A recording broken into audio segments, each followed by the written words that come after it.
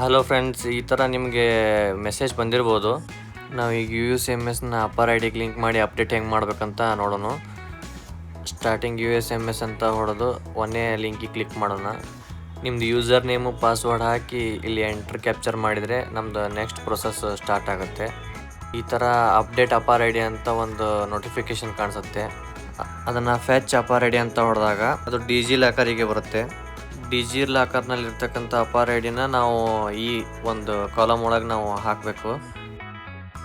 ನಂತರ ನಿಮ್ಗೆ ರಿಜಿಸ್ಟರ್ ನಮ್ಮ ಮೊಬೈಲ್ ನಂಬರಿಗೆ ಒಂದು OTP ಬರುತ್ತೆ. ಆ OTPನ ನಾವು ನೆಕ್ಸ್ಟ್ ಇಲ್ಲಿ ಎಂಟರ್ ಮಾಡಬೇಕು.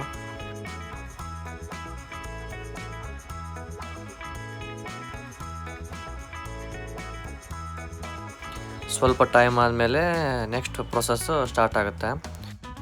ನೆಕ್ಸ್ಟು ಇಶ್ಯೂಡ್ ಡಾಕ್ಯುಮೆಂಟ್ಸ್ ಅಂತ ಇದೆಯಲ್ಲ, ಅಲ್ಲಿ ಪ್ಯಾನ್ ವೆರಿಫಿಕೇಷನ್ ಅಥವಾ ಡ್ರೈವಿಂಗ್ ಲೈಸೆನ್ಸ್ನ ಎರಡರಲ್ಲೂ ಒಂದು ಸೆಲೆಕ್ಟ್ ಮಾಡ್ಕೊಳ್ಳಿ. ನಂತರ ನೀವು ಅದನ್ನ ಅಷ್ಟು ಕ್ಲಿಕ್ ಮಾಡಿಕೊಂಡು ನೆಕ್ಸ್ಟ್ ಅಲೌ ಕೊಟ್ಟರೆ ನಿಮಗೆ ಒಂದು ಸ್ವಲ್ಪ ಟೈಮಿಂಗ್ ತೊಗೊಳುತ್ತೆ, ಪ್ರೊಸೆಸಿಂಗ್ ಟೈಮಿಂಗು.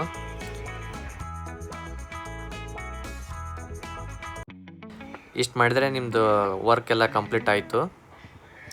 ನೆಕ್ಸ್ಟ್ ನಿಮಗೆ ಇಲ್ಲಿ ಅಪ್ಡೇಟೆಡ್ ಸಕ್ಸಸ್ಫುಲಿ ಅಂತ ಬರುತ್ತೆ, ಅದನ್ನು ಓಕೆ ಅಂತ ಕ್ಲಿಕ್ ಮಾಡಿದರೆ ಇಷ್ಟು ಮುಗೀತು.